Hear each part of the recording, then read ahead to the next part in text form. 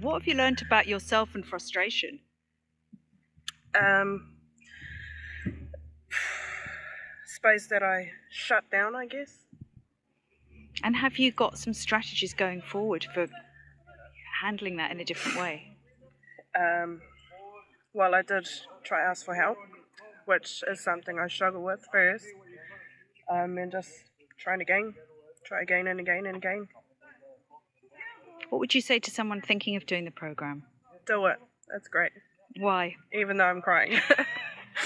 It's great because you learn so much about yourself and your skills and what you're capable of, and it pushes you to be better, which is yeah, and it's challenging, like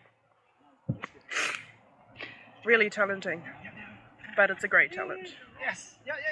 Oh, Yeah. almost. Well done.